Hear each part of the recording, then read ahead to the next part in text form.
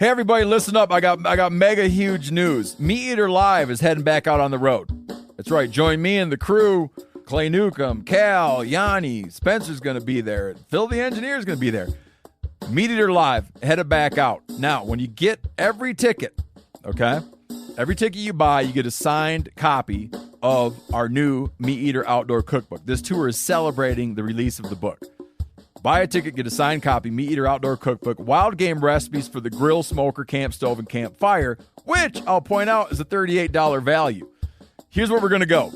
April 23rd, the Mesa Arts Center in Mesa, Arizona. April 24, the Balboa Theater in San Diego. April 25, the Grove in Anaheim, California. April 27, the Crest Theater in Sacramento.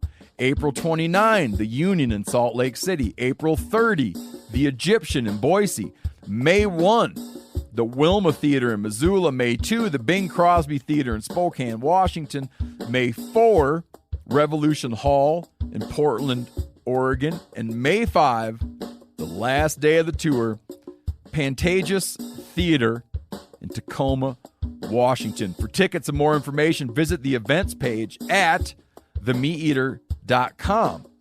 Hope to see you at the show.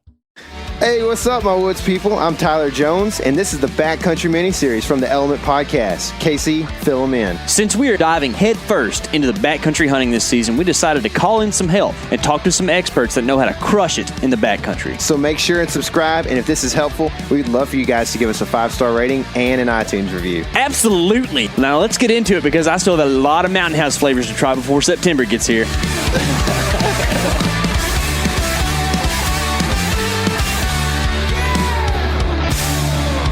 Hopefully that was a really soft insult to tell you you're not as fit as Cam Haines. But no,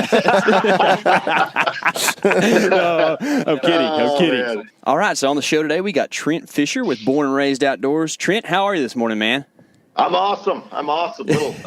It's a great morning here. A little bit of rain, but it's not too bad. Yeah, that's good. I guess rain's kind of more the norm for y'all up where you're at. Where are you at exactly? So I live in Myrtle Point, Oregon, which is right on the coast. It's about 16 or 20 miles away from Coos Bay, which is one of the bigger towns around. But my town is about 1,400 people. We got nice. We got one stoplight, so we're pretty hardcore. We come from the same town, just in Texas. We have one stoplight. So about 1,400 people. Yeah, and no kidding. Yeah, zero fast food restaurants, as far as I know. Right? Yeah, none. Yeah, so we have an A&W. Oh, so we have a Sonic, which is pretty much the same thing. Wow, look at all these parallels. Cut from the same cloth. That's right. Oh yeah, that's cool, man. So Trent, you're, a big part of Born and Raised Outdoors. Y'all have been doing this thing for how many years now? We started Born and Raised Outdoors in 2007, so about 12 years or so. Yeah. Awesome, man. And just been rocking and rolling ever since, and I guess y'all kind of cut your teeth hunting elk there in Oregon in the Pacific Northwest?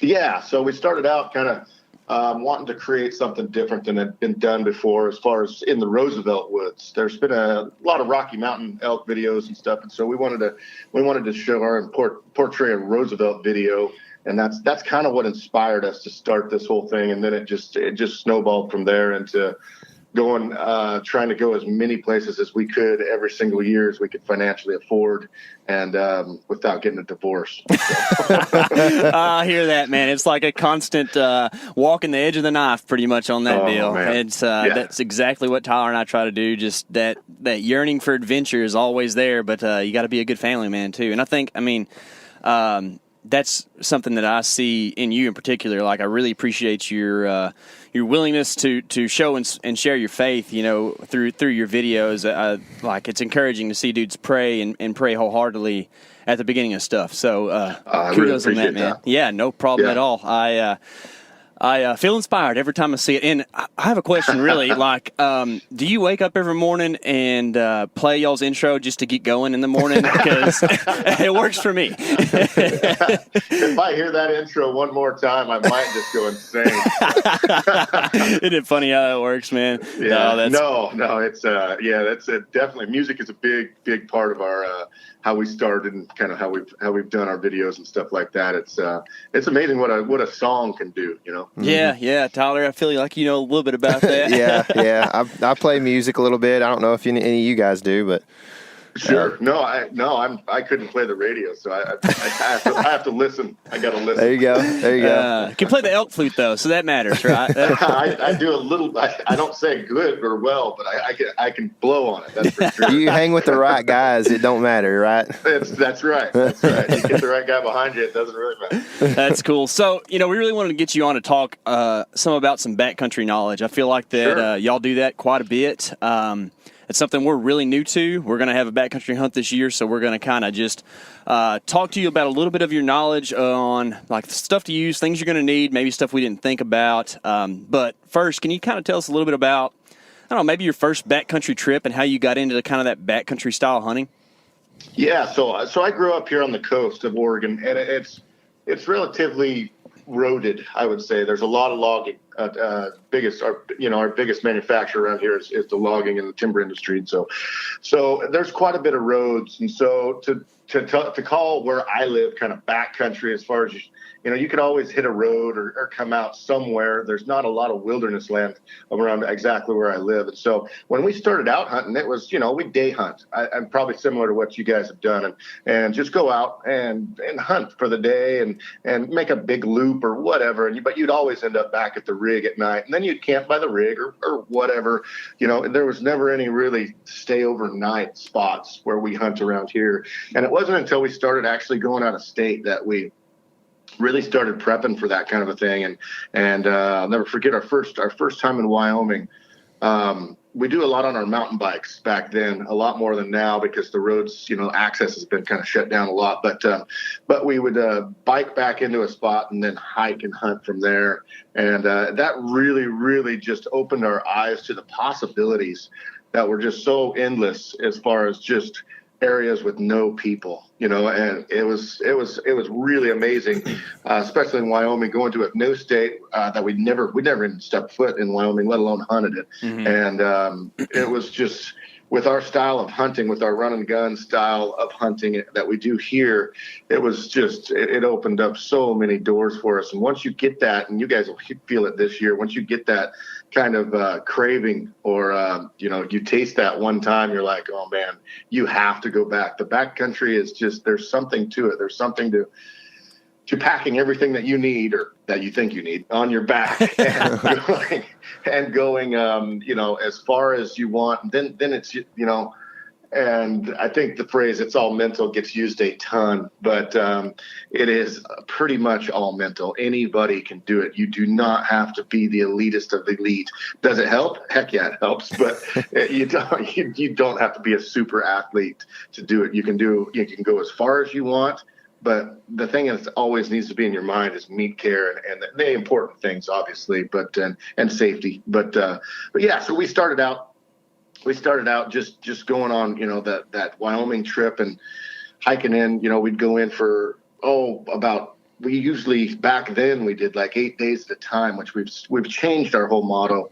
Now we go in for 4 days. We pack for 4 days almost on every trip. Mm-hmm. And it's 3 to 4 days. So if we have not found the elk or killed an elk in 4 days, we're going to be moving anyway. Mm-hmm. So that's what we kind of, the mentality we go on is we'll go and we'll pack in. And if we're not seeing the sign that we think that we should see, if there's not enough life around, we're going to be bombing and we're going to be out of there as quick as we can. We always use nighttime for travel, which isn't that much fun. No.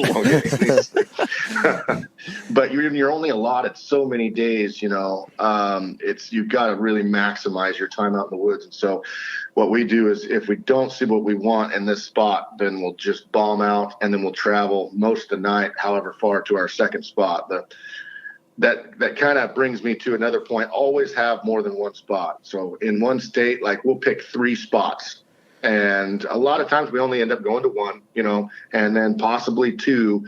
We've only had to go to 3 different spots one time in over the years. It was in Colorado one year that we just could not find elk. And then we finally found them in the last spot. But it was always be mobile. Do not just marry into any plan. Don't we're going here. This is where the elk are. you get there and there's one rub and 2 tracks within, and you're usually on an average day, you go anywhere from 8 to 13 miles a day. So hiking. Yeah. But I'm talking, and that's all day long, though. Yeah. You're not running. You're not doing. You're just slowly staying with it. You're just kind of just keep on, and I think that's a big thing. Is just keep going, keep moving. Elk are the biggest. The biggest thing is elk are where you find them, right? Yeah. So you just got to find them. Yeah. So, Yeah. Sure. So when you're talking about moving those spots, like in my experience, okay, I'm pretty guilty of this, but we are tied to one unit all the time because it's pretty much where my family has hunted for forever, and we have so much local knowledge there, right? Yeah, so yeah. for me, moving spots is going 3 drainages over. Is that what you're talking about? Or are you talking about like driving 2 or 3 hours, going to a different part of the state kind of thing?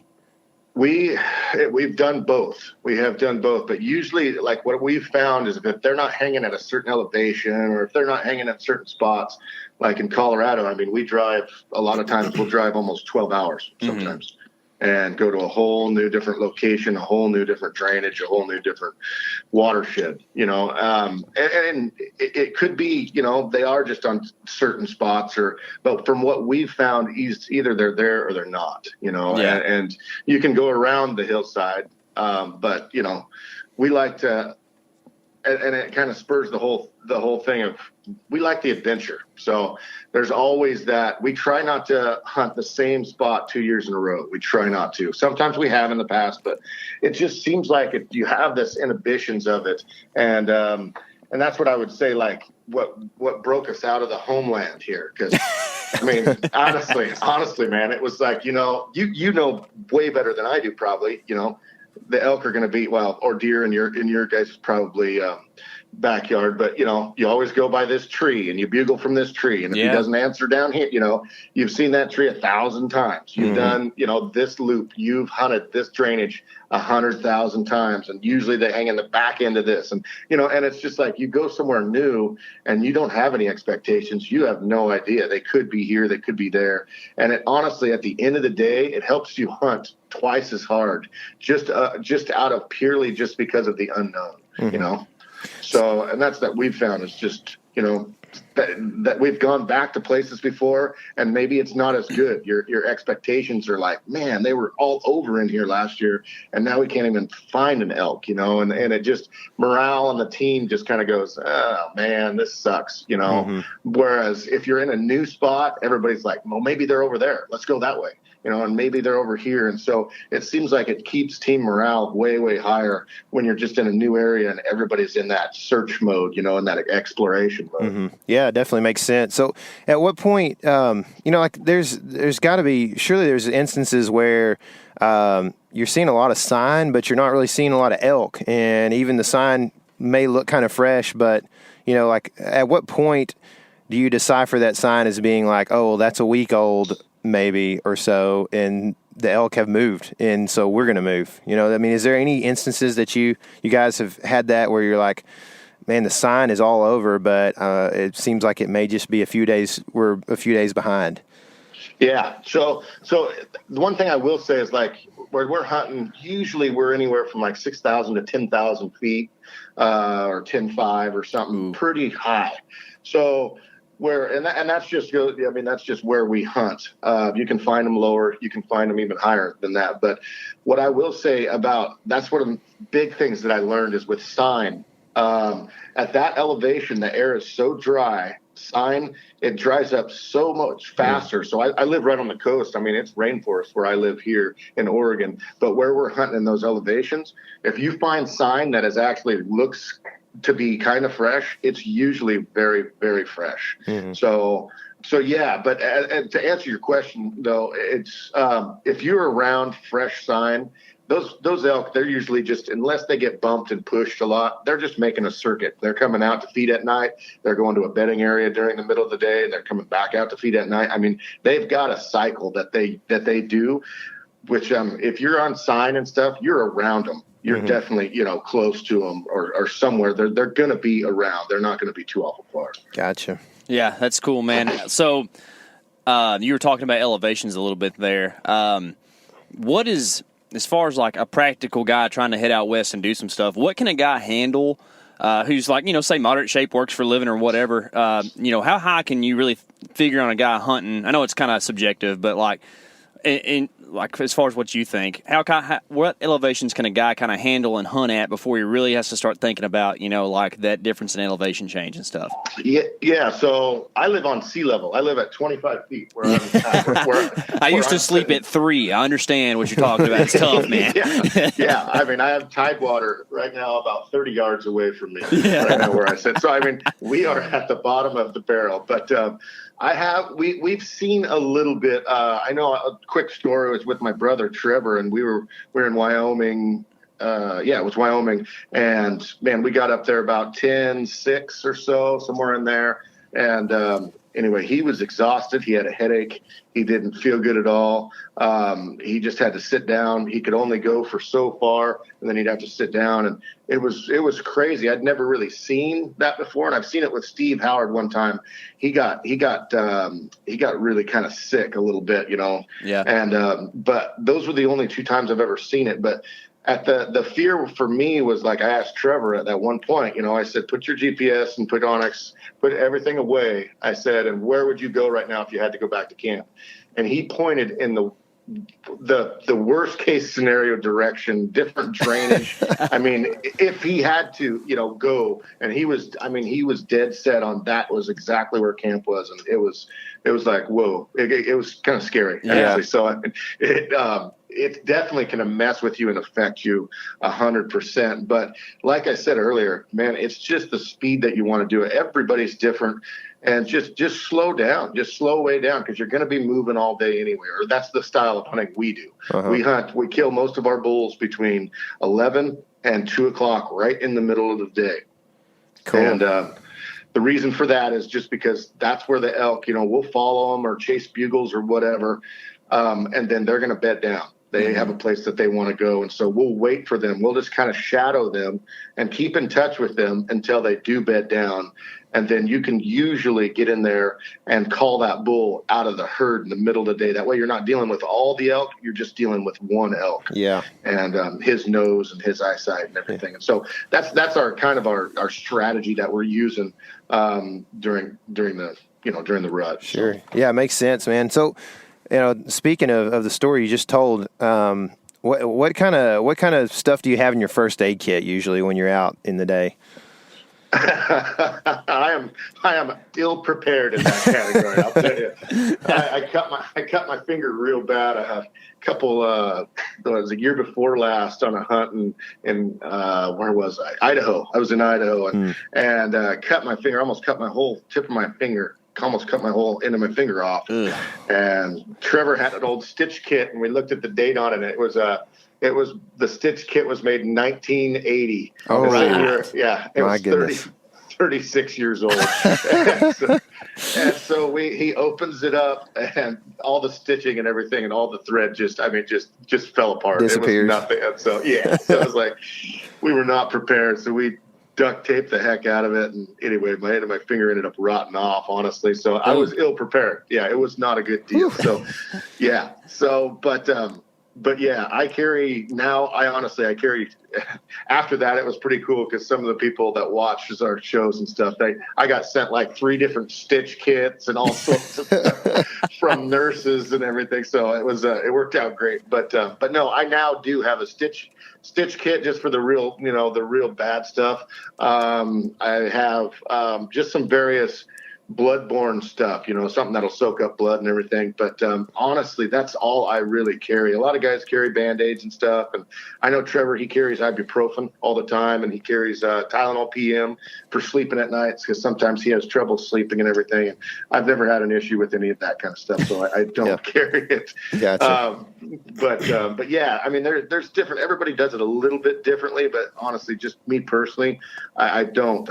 I'm probably too optimistic on that side. Well, sure. there's a little wisdom there as far as I'm sure you know how to use a Band-Aid, but as far as advanced things go, there's no reason to carry something in the field that you don't really know what you're doing with, right? So I'm not going to carry I've never tied up a suture. I don't know how to do that stuff, so I'm probably not going to carry that. Now, a butterfly Band-Aid, I can work that sucker. I can. There you go. Yeah, or super glue or whatever it is. So, it just kind of makes sense. Just carry what you know how to use and do. And I'm kind of like with you with the sleeping thing. Like I kind of can just pretty much sleep anywhere. I might have to like wake up in the morning and do some funky yoga moves that I make up, to kind of get good and loosened up. But I can kind of sleep. But it's kind of taken a little bit of kind of working on to get the right system together for that. And I'm sure you've kind of worked through it a little bit. What's your sleeping system look like?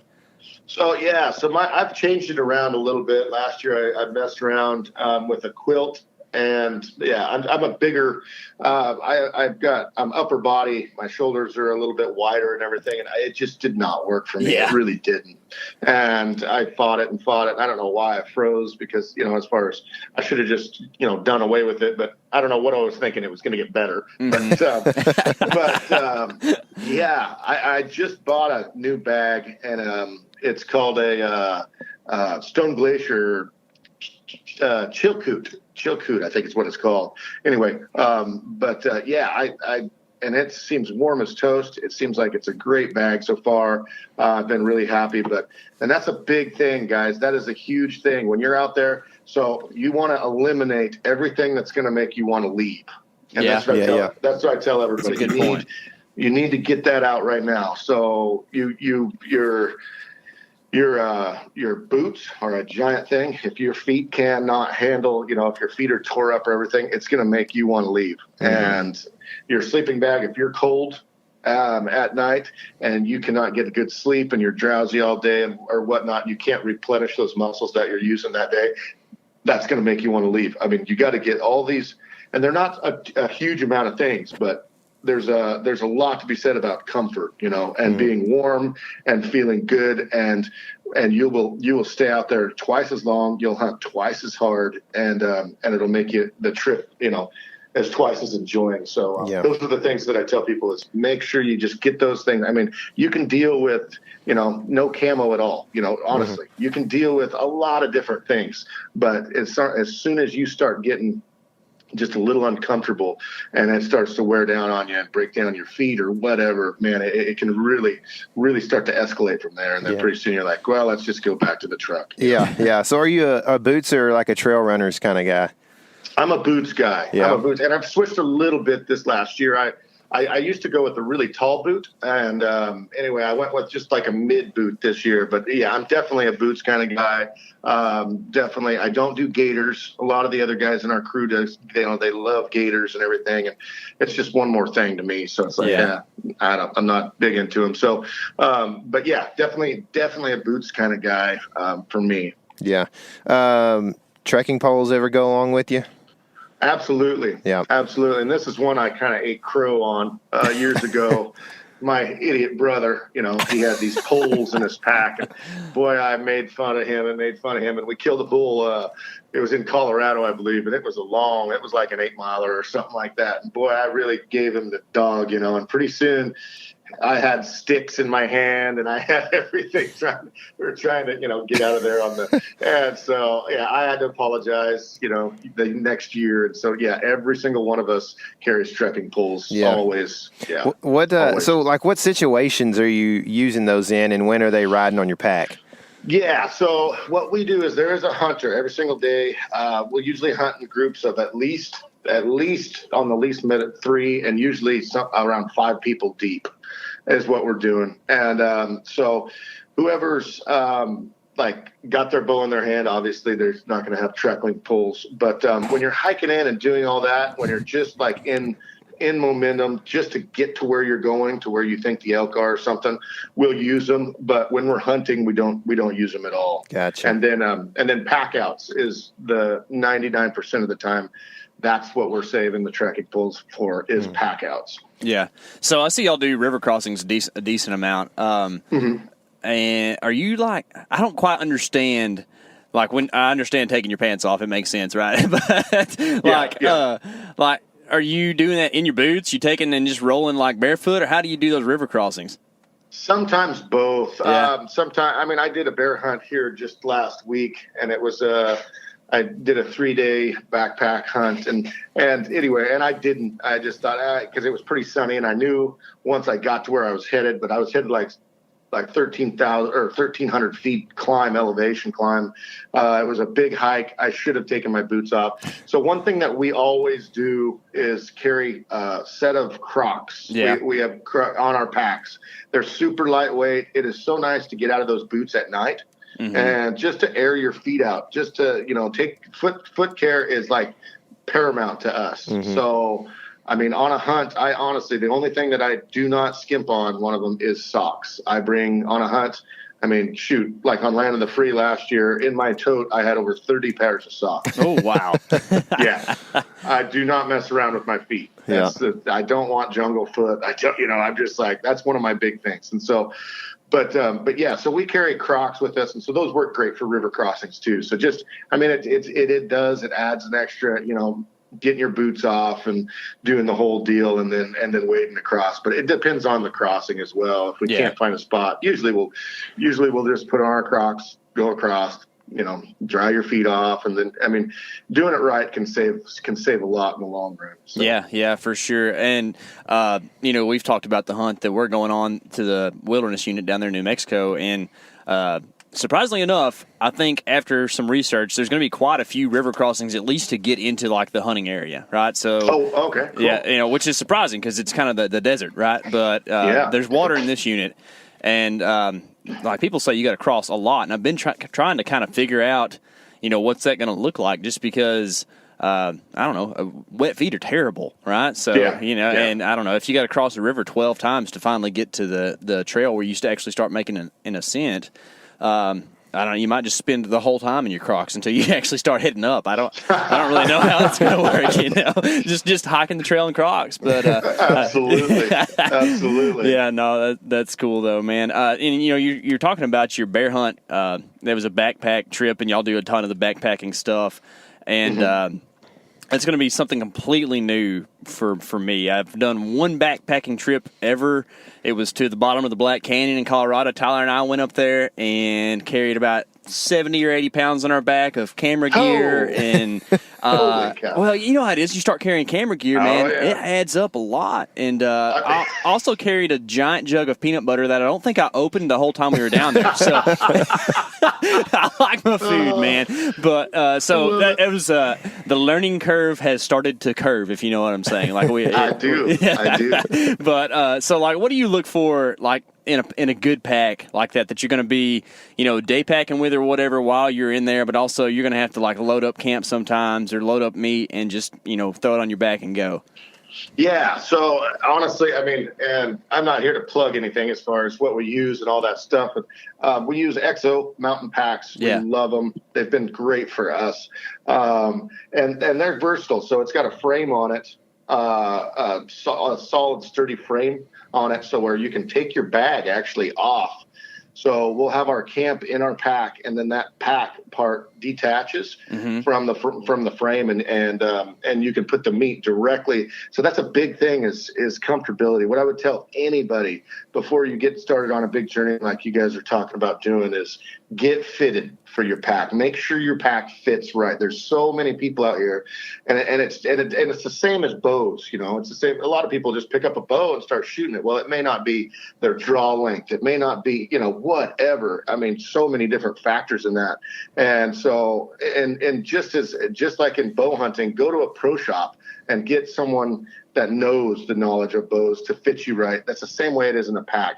Make sure your pack fits right. You want you want to try to keep that weight when you're getting heavy loads. You want to keep it up high on your shoulders, for balance and for stability, so it's not dragging you backwards.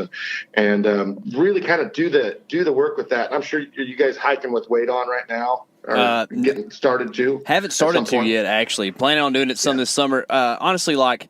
We don't have packs. No, we don't have any packs yet. I got day packs. I love it. It's part of what one of our purchases is going to be, right? But sure.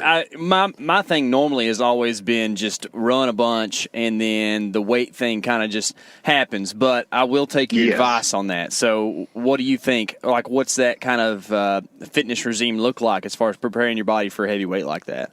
And I don't do it too often. I'll be totally honest. Like, Yeah. I did just a little bit for the last couple months, but I'll be totally honest. I probably did it, I don't know, a half a dozen times, just hiking uphill with weight and just to kind of just get my legs just a little bit more, little more ready for the hunt. But it's not, like I said at first, it's in your head. If you think you can do it, and if you work, all of us probably have families and stuff like that. I mean, it's the realistic side of things is it may or may not happen, Yeah. So it's just one of those things where that's totally fine. And you just mentally just kind of go through it. But biggest thing is you don't want to wear yourself out too fast to where you're not worth anything, the next day or just kind of pace yourself and go into the hunt like that. And I guarantee you guys, you guys would be just fine. Yeah.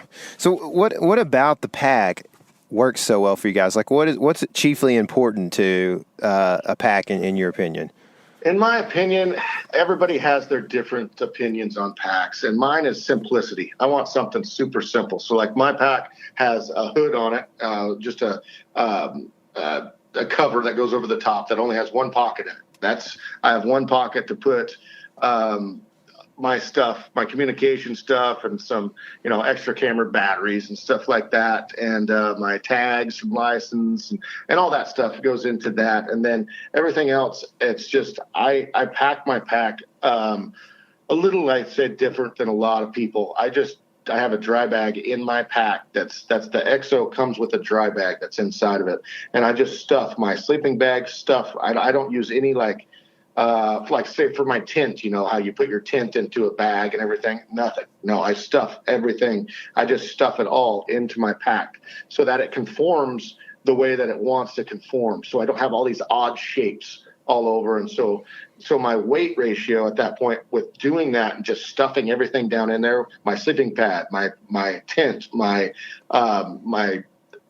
sleeping bag, all that stuff goes right into the bottom of my dry bag in my pack, and so it finds its own way, and so it's well balanced that way as well. Mm-hmm. So you see what I'm saying? So I'm not like, let's put the tent over on this side. Well, how much does that weigh? I don't want to be lopsided. Let's try and see sleeping bag. Let's put it into a stuff sack and let's put it over on this side. No, I just stuff it all into my pack, and so it ends up being just like a marshmallow, honestly. But at the same time, it's a well-balanced marshmallow. Yeah, that's the kind I like to eat. Want, right? That's right. Exactly. So, but what about like all the little like odds and ends type stuff? Like fire starters and whatever else you might have, knives. Like, does that all go in that top pouch, or are you stuffing some of that? Okay. No, for me, yes, it all goes into that top pouch. Fire starters, knives, knife sharpeners. That's another big one you're gonna need.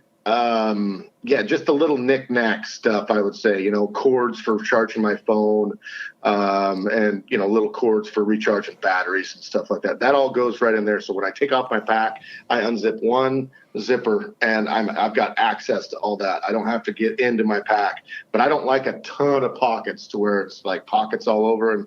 And that's what I like about the XOs is they're really simple. But you just gotta pack the way you want, and you can get more pockets, here and there, and they make these little Velcro things. But it's just in my instances, just the less is better for me. Yeah, and it's kind of funny you say pockets because we've been making fun of Tyler for being a pockety kind of guy. He likes pockets a lot. I love it. But I'm kind of the opposite. I'm with you. Like, for me, the more pockets I have, the more disorganized I'm going to be. It's kind of counterintuitive, but like I'm going to stick something in a pocket it's not normally in, and I'm never going to find it, and then we're going to get back, and I'm going to be like, oh, there's my diaphragm that I lost 6 months ago right there in that pocket, So I kind of like that idea of just having one big thing. And when you get to where you're going that evening, you just spill out everything you got, and it's everything you need, right? And you're not like hunting around different places or whatever. It kind of makes sense. When you're, talking about like organizing stuff in your pack and having this there and here and there and everywhere, food's a big deal, right? And especially for me, and you were talking about like, eliminate the things that make you want to go home. Like, I want to eat good while I'm in the backcountry. I'm not a like, let's just make a cold protein shake for supper. I'm wanting something hot, something tasty. But like, if you're talking about a 9-day trip, dude, that's a lot of stuff. Is that part of the thing that has led y'all to do like the 4-day loops? And then how much like weight and space are you saving by doing just the 4-day versus the 9-day? Okay, yeah. So anything that you're going to do in 4 days, the only difference that you're going to do in 9 days is food. Yeah. That's it. Mm-hmm. That's it. So you got to think about that right off the bat. Everybody says, "Oh man, that's so much more weight." When you're looking at it in the grand scheme of things, you got to have your tent, you've got to have your bag, you've got to have all this stuff. Whether you stay one night or you stay a dozen nights, it's just food. Mm-hmm. So, and we use like Mountain House freeze-dried food. There's a lot of manufacturers out there now that make freeze-dried, food, and that's what I use. I always, you can now. I mean, I did a hunt last year in Wyoming with the Go Hunt guys, the guys from Go Hunt, and Brady Miller. His whole thing is food is for fuel. Excuse me, I'm sorry. Food is for fuel. It should not. It is not for fun. Is what he said. And I looked at him. I said, "You are an idiot. You are totally right." I said, I am not out here to just, and he did not bring a stove. Oh, we use little jet boil stoves, Yeah. No, he ate these bars, these just nasty bars. And that's all he had. Well, you should have seen him. I had a top ramen, and I kind of waved it in front of his face, and he's like, "Oh my goodness!" And he just about on day 4, he just about melted over that top ramen. Oh man! So. Anyway, yeah, no, I'm with you, man. And when I'm out there, I want to have fun. I want to be comfortable, and I'm not out there to just prove that I'm the biggest, baddest guy on the mountain at all. So I have these, I have my definite leisurely, pick what meals you like. Pick, and like that top ramen thing. I like having, a top ramen for lunch or something like that, something hot, and it just adds to, the warmth of the hunt and everything, you know what I mean? Yeah. So it's just make sure, you go with these things. And one thing I will touch on, I guess, with packing wise, and I don't know if you guys have done any like overnight or a couple day things, but what our whole mantra is, if you don't use it in 3 times that you've been out, chuck it. You don't need it. So what that means is, say, minus like a Stitch kit or something like that. Bear spray. Probably keep that, even though you don't use it, right? May want that. Yeah. May not want that. But, something to do with, if you don't use sleeping bag liner because in the last 3 trips you've been plenty warm, you don't need it. You're not going to use it again. So, I mean, things like that, that you can cut weight on, and so you can go as far as you want with the whole weight cut. Cody, he does amazing. I mean, he can pack for about 5 days, something like that, with food, with everything, and he can be somewhere around 28 pounds, 26 pounds. Mm. Yeah. So, is that with camera gear and everything too? No, that's minus camera gear. Okay. That's that's and minus a bow as well. Okay. But gotcha. But that's just pack weight. That's raw still pack light. Weight Yeah. Oh yeah. Like when we're going for 3 days, a lot of times our pack's around 23 pounds. Oh my gosh. Yeah. I was telling you about that Black Canyon trip. I mean, I think we were at that 70-pound range, and that was a 2-night kind of thing, like like one full day. It's just so ignorant, but it just means you got it's good to learn this stuff, and I'm glad we're talking to you about it. And that's the whole thing, guys. I mean, you're going to be as comfortable as you want, right? So I mean, it didn't matter at the time, did it? No. It was fun. You guys had a blast, I'll bet. Oh, yeah. It's even fun to look back and laugh about the cramps. You know what I mean? Honestly, in the time I was dying, but it's all just part of the experience, man. And that's what we're looking for is experiences. Yes, heck yeah. No, that is awesome. Yeah. So in the Mountain House line, what's your go-to, man? My go-to's it's been beef stroganoff, honestly. Oh yeah, yeah. I love that for a meal, for dinner. I got some cool things with them. Actually, we get to go to the factory here in just another month or so and go meet all the guys, and then look at the factory and check it out. So I'm super excited about that. But that's cool. Working with those guys in the future, it sounds like. But tell them to send us some biscuits and gravy. Dude, that's our favorite. I bet I can figure something out. Dude, biscuits and gravy is the best, man. B&G, okay. Oh yeah, and it's it's a breakfast one, so I don't know if it's got. I don't really pay much attention to the nutrients side of things, but it's good. Yeah, it is. So, taste over nutrients. That's right, man. That and a little packet of Valentino hot sauce, like you were set, man. It's good stuff. Yeah, that's one thing I do carry is little Tapatio. Oh yeah, It goes a long way. I love Tapatio. So, speaking of like the extra little food things, what are you taking as snacks and stuff like that? So I'll do day snacks. So what I'll do is before I go on a hunt, I'll have a tote, and my tote has all of my snack food in it. And so I'll have a food tote, and I'll have, because all of us pack in totes, we have our names on them, so it's so much easier. And they're like those big Costco stackable totes. They're black and yellow. Yeah. Yep. And that's what we use. And so all of us have our own. So you just go through, there's Trent's food, there's Trent's sleeping, whatever. And you just rip them out of the trailer. And that's what you got for when you're not packing into somewhere. So what I'll do is I'll some jerky, and I'll go to Costco and I'll get a big bag of jerky. I'll get a big bag of, the little Jimmy, the little sausages and stuff, or beef sticks or something like that. And this is comfort food too. As far as I don't get stuff, I don't personally use like protein bars or Cliff bars or anything like that. That's just not me. I'm more of I'll throw in, a Snickers bar or something like that. Something that I can sit down and enjoy eating, and it's not just to just fuel my body. It's still fun. It's fueling your mentality, right? Heck yeah, man. Yeah. Heck yeah. Cannot wait for lunchtime, so I'll do that. And I'll throw in some Hershey Kisses or something like that. But then every day, so I pack these things or like a fruit roll up too, something like that's really good to have in the middle of the day. So, and so I'll just make these little quart-sized Ziploc bags full of my lunches for every single day, or I just pull it out when I want, whatever out of it. Mm-hmm. And that's what I do for every day. So I'll have one of those for every day. And I'll usually have a breakfast meal. B&G breakfast skillet is another really, really good one. Those are good. And then a dinner. So I've got 2 Mountain Houses and my little food pouch. Okay. And that's it. So are you eating hot in the morning if you can? If I can, I'll, oatmeal and everything, I can use so much of it, and then it gets old after a while. You just get sick of it every single day. Like 2 years ago, I did 53 days straight of sleeping on the ground for 53 days straight. Oh, no. So, it's just, after a while, it's just like, oh, man, I don't know if I even want anything, let alone another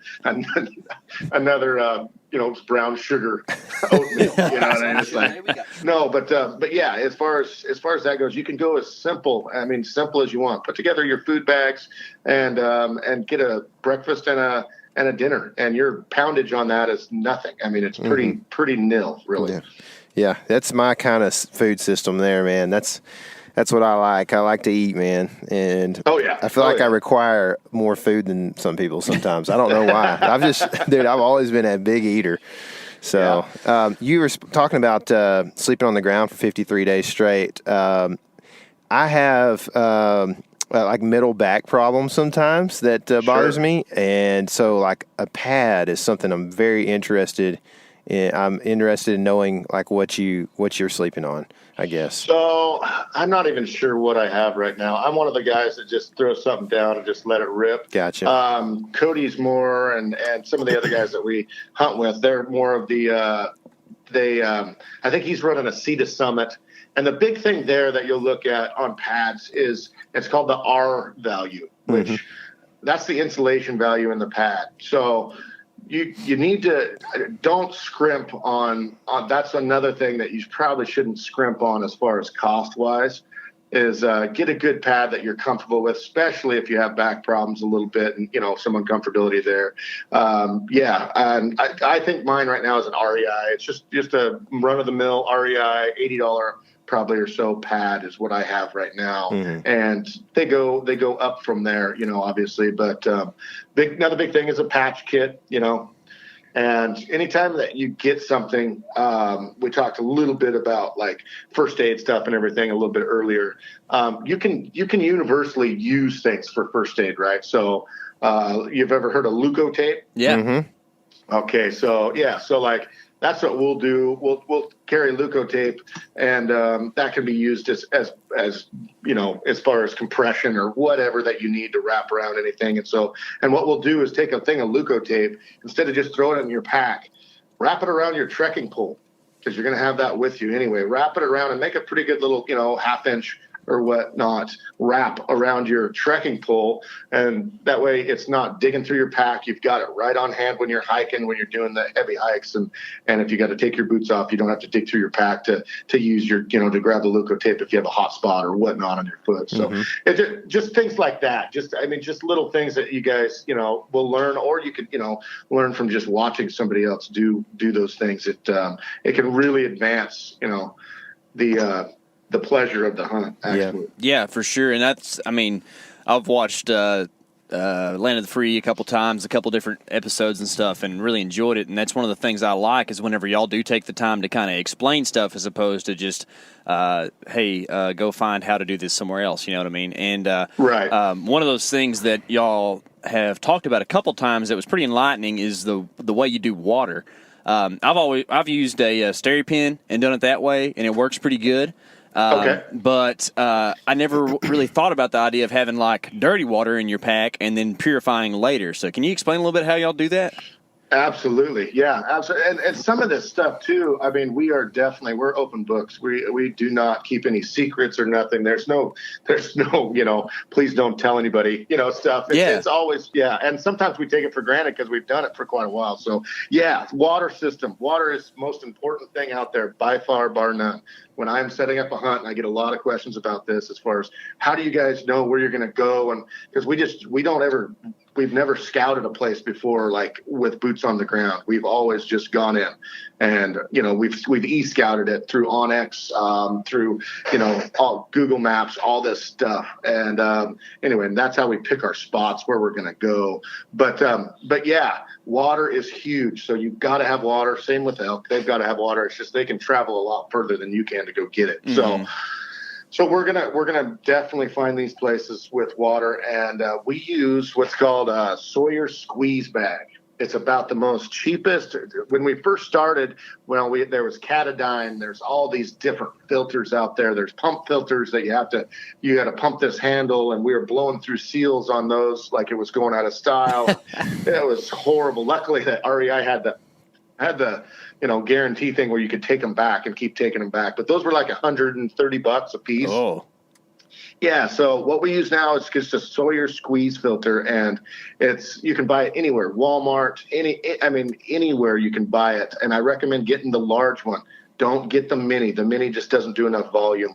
You need to get the large one, and there's not much weight, too much weight in between the two. The difference, in the weight. And you just take a bag, you dip it in, we'll call it a dirty bag. So it's going to be your water that you're going to pull out of a creek or a lake or a pond or whatever.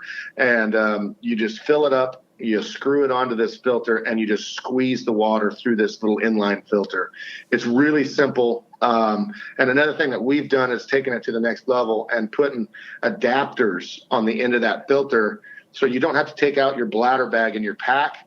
You can just do a quick disconnect right into your hose line that you're drinking through, and fill up your bladder from the outside of your bag, and it works really, really slick. We've got a few different videos on it, but and that saves just a little bit of time of taking your bladder out and doing all that, and so you can just bust off your pack, grab your filter. I always have my filter right. It's the quickest thing that I can get to, and or my dirty bag. So like you mentioned, we'll fill up dirty bags, and say we're on a bull or something, and we're crossing a creek, and we're not sure where we're going to end up that night. We got a bull bugling out in front of us. We'll just bust out our dirty bags, fill 2 of them up, get 2 liters, and throw them right in your pack, and put your pack back on and go. Yeah. You can filter that water anytime. You don't have to take the time to do it. You can wait till you're, hopefully, gutting out an elk or something. Sure. So, but yeah, it's a pretty streamlined, really slick way to do it, and to keep water. Water is very important. Don't ever pass it up. That's a big thing. If you're out of water, that's, I think, a big thing that people get into and kind of misconception of backpacking is, oh, I'll get it later.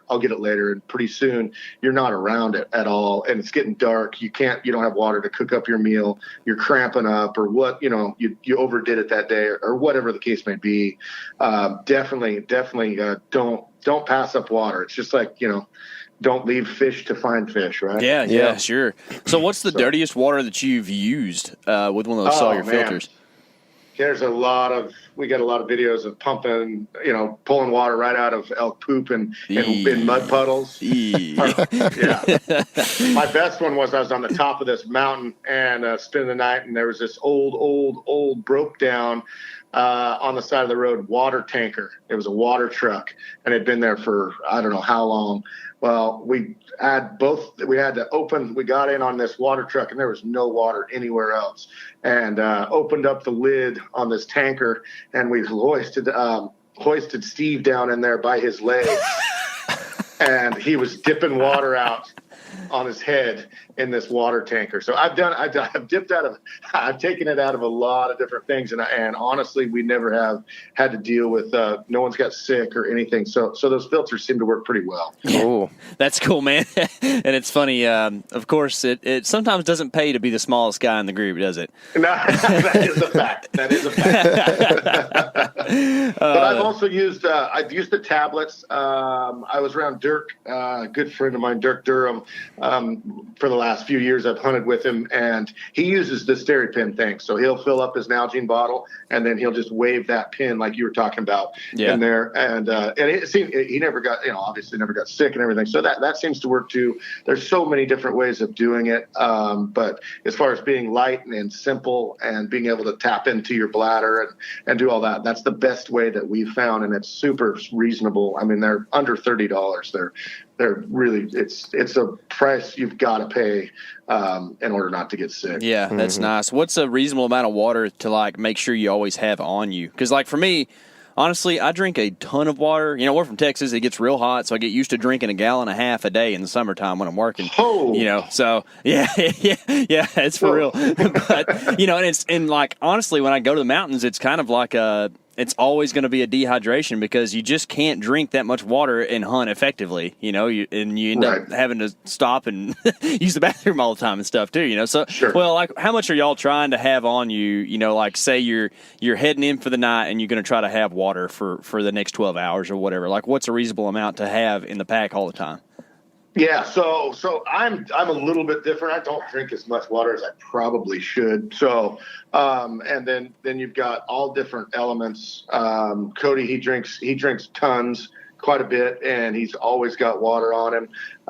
So just always make sure you're planning for the long run is what I would say. And what I mean by that is, if we get on a bull and we start chasing him and it gets dark on us and we're staying right there and we don't have water, you need that much, So I need a leer to cook my food and to be comfortable as far as for water tonight, and then I also need some for that trip that I maybe chasing that bull. So usually everybody, I've had as much as 1.5 gallons when we couldn't find water.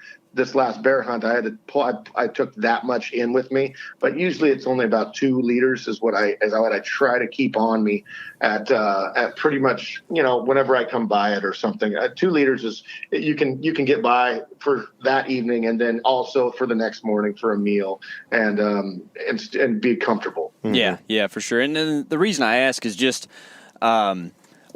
okay, so I was watching Land of the Free 2.0 here a while back, and you mentioned Brady Miller earlier, right? And it was really funny. I mean, you do a lot of funny things, so, you probably know that. We like to laugh. But it's pretty funny, the whole toothbrush thing, with the, and he's got, this little baby first of all, he's a giant man, right? How tall is Brady? He's big, I don't know. But, it's 6'5", something like that. 6'5", 180, right? Beanpole dude. He's skinny. Dude. Yeah, but he's got this little baby toothbrush in the smallest little bitty tube of toothpaste ever, and you just have your normal one that you just took from home, right? It's pretty standard. And Brady makes the point that ounces make pounds and pounds is pain, and you were talking about earlier with food, it's the same thing. He had that aspect on, but I don't know, just for most people that's not very relatable, because honestly, like the comforts matter a little bit more than just the ounces, right? So I don't know.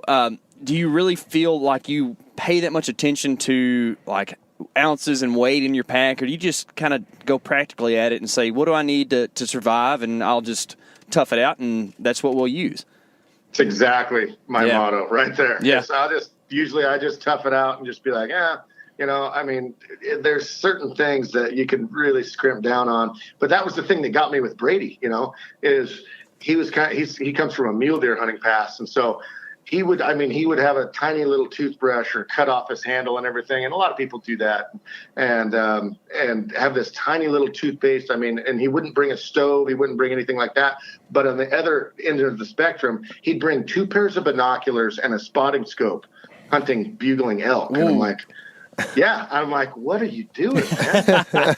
I mean, I take out my binoculars and I don't even have binoculars usually in my case on my front pack. Yeah. And he's just like, what? I'm like, I'm going to shoot this thing hopefully, under 80 yards or under 60 is what I'm hoping, but I mean, that's like, you don't need binoculars for that kind of stuff, or let alone a spotting scope and an extra pair of them. So it was interesting, just seeing the differences of what he wants for comfortability versus what my comfortability was. It was totally different, but yeah, the whole ounces lead to pounds, pound leads to pain, I mean, Brady, he'll go in for mule deer like 13 miles and he'll stay on one rock. Sometimes he'll sit on one rock looking for one buck that he's looking for 7 to 9 days straight without moving. Yeah.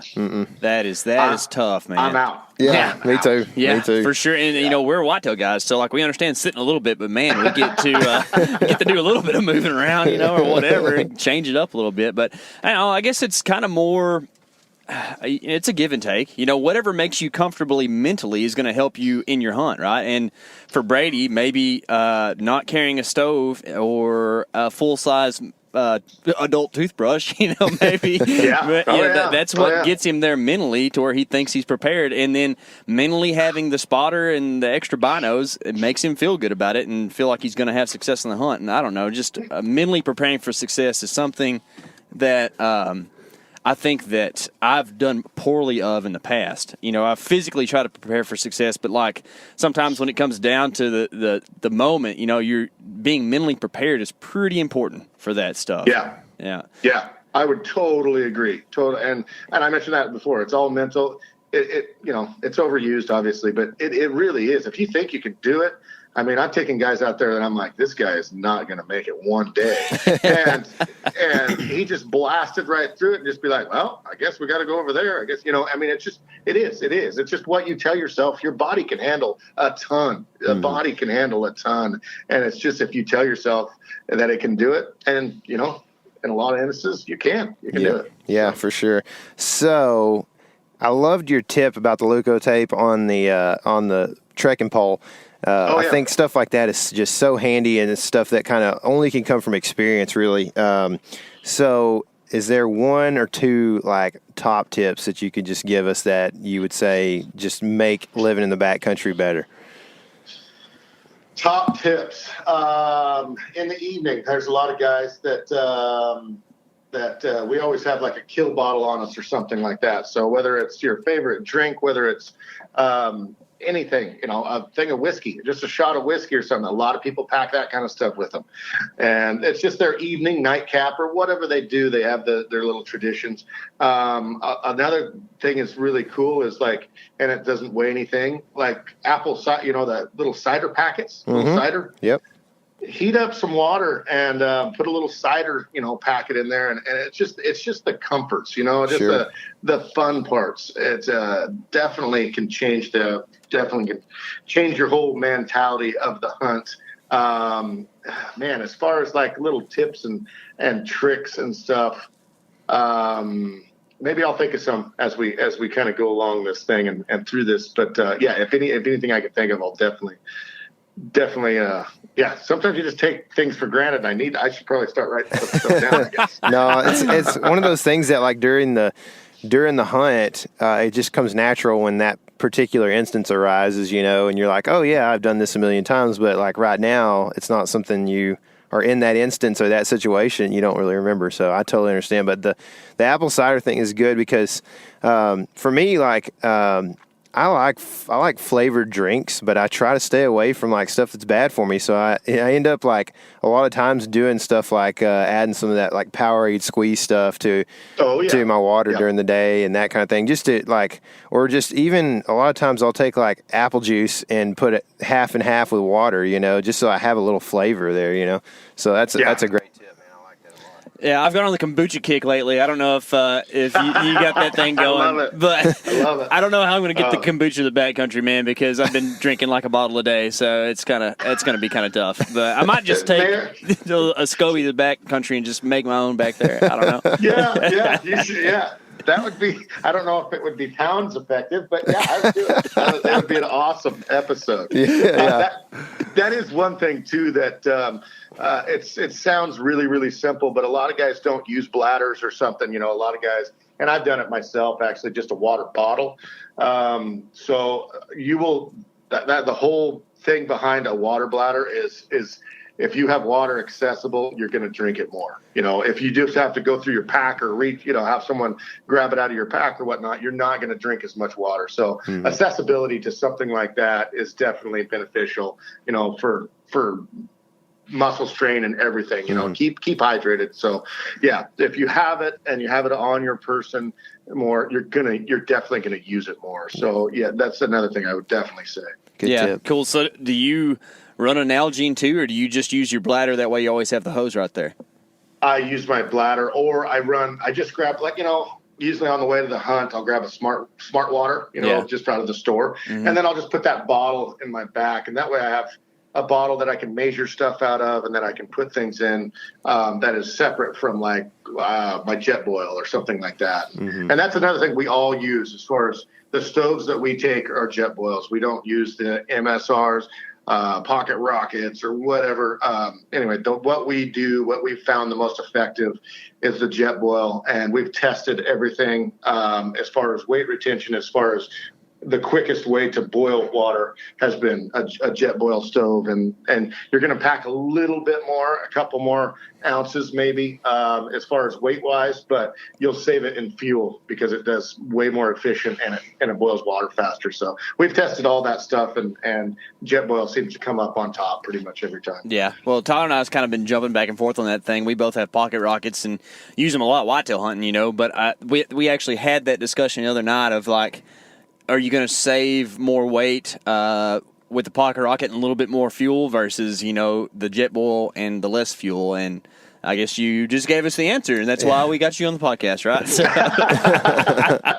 Because, I don't know, we just don't have that much time for testing. And speaking of that, to jump back to something that you talked about earlier, I wanted to ask you.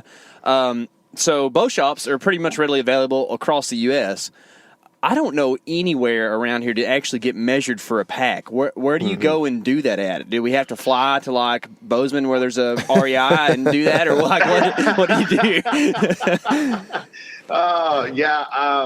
Just honestly, and this is where we could touch on a whole different aspect of, and I'm sure you guys have a lot of people around there that, and I don't know, I guess, in the whitetail woods, I'm not sure, but, a lot of us have, growing up and everything, we've always had that guy that kind of mentored us, whether it be our dad, whether it be, someone of that nature. And I'm just talking hunting alone, that kind of taught us you do this, you check the wind, you do, taught us the ways of doing that.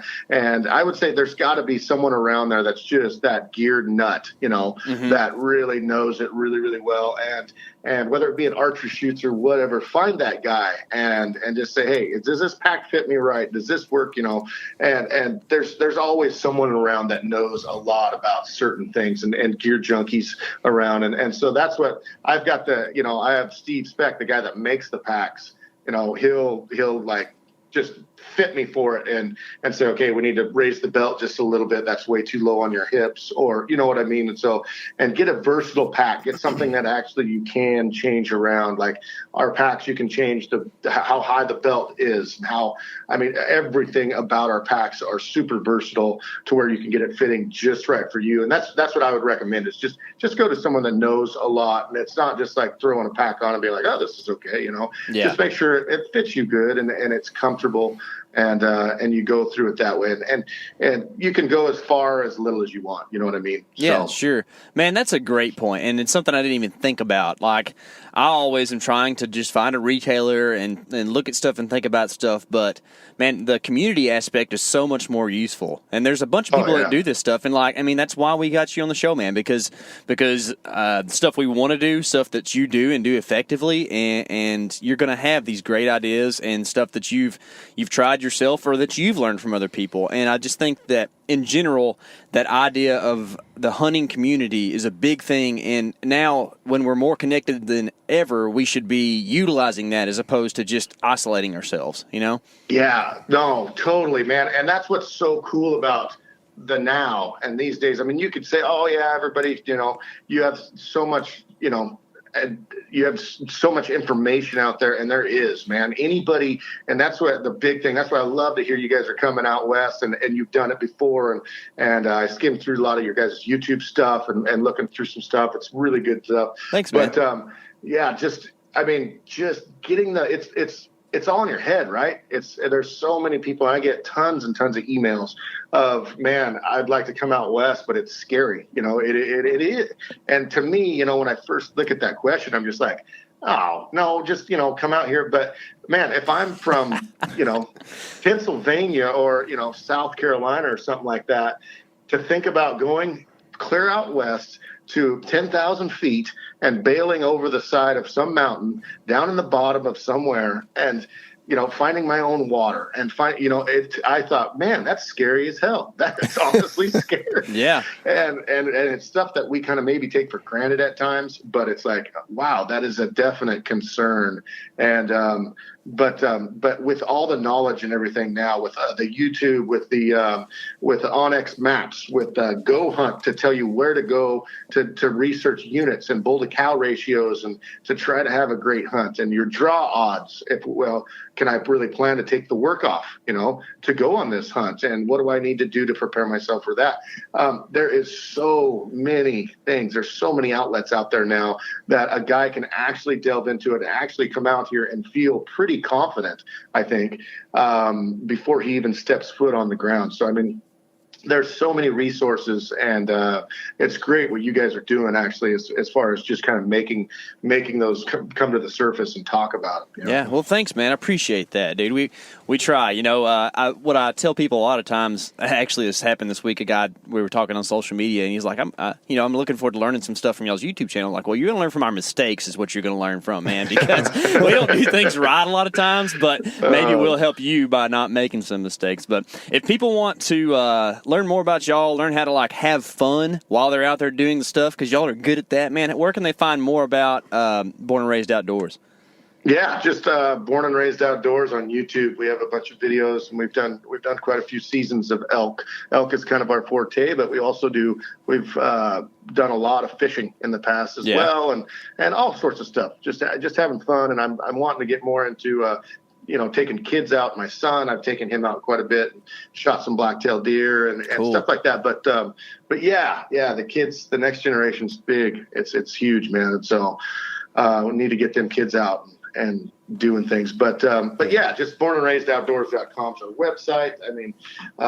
Anything that in that kind of elk hunting, deer hunting, whatever, we pretty much offer it. And like I said, if there's any questions for me that anybody has or anything, it's info@bornandraisedoutdoors.com. And I try to go through all the questions and I try to answer them. And it's a lot of, hey, I want to come out west. What do I need for this? And so this is great, man. This is really good. Awesome, cool. Brother. We'll appreciate it, man. Is Land of the Free 3.0 looking pretty good so far? Yeah, I don't know if we're going to call it that. Okay. But yeah, it's shaping up. We're kind of a fly by the seat of our pants kind of a crew. I like it, dude. That is how I like to roll. Oh man, yeah. We're still planning. Everything's kind of just all over the map a little bit. And so anyway, but in the end, it usually, if you come together as brothers, it usually comes all together. So that's right, man. That's right. Well, it's all about getting out there, having fun together, enjoying God's creation, and just seeing beautiful country. Absolutely. Dude. So, Trent, I can't thank you enough for hopping on the show and just sharing your wealth of knowledge with us, dude. You're a humble guy, and I really appreciate that. But, man, do you know a lot about how to do this stuff. So we really appreciate it, dude. Man, I'm worse than you guys. I learned from a lot of mistakes. Cool, dude. Well, thank you so much, dude. We'll be talking to you soon. Absolutely. Let's do it again sometime. Cool. All right. Thanks, Trent. Man, that was some killer info. If you found this interview helpful, be sure and leave us a review below and comment what you thought was the most helpful tip from this episode. For sure. Make sure you also follow us on our social media platforms, Facebook and Instagram, and also subscribe on YouTube so you can see how these hunts turn out. Remember, this is your element. Live in it. Been waiting my whole life for that.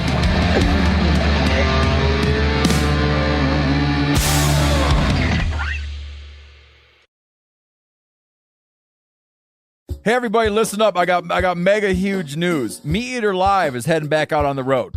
That's right. Join me and the crew. Clay Newcomb, Cal, Yanni, Spencer's going to be there. Phil the engineer's going to be there. Meat Eater Live headed back out. Now, when you get every ticket, okay? Every ticket you buy, you get a signed copy of our new Meat Eater Outdoor Cookbook. This tour is celebrating the release of the book.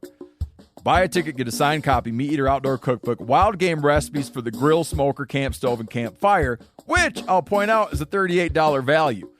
Here's where we're going to go. April 23rd, the Mesa Art Center in Mesa, Arizona. April 24, the Balboa Theater in San Diego. April 25, the Grove in Anaheim, California. April 27, the Crest Theater in Sacramento. April 29, the Union in Salt Lake City. April 30, the Egyptian in Boise. May 1, the Wilma Theater in Missoula. May 2, the Bing Crosby Theater in Spokane, Washington. May 4, Revolution Hall in Portland, Oregon. And May 5, the last day of the tour, Pantages Theater in Tacoma, Washington. For tickets and more information, visit the events page at themeateater.com. Hope to see you at the show.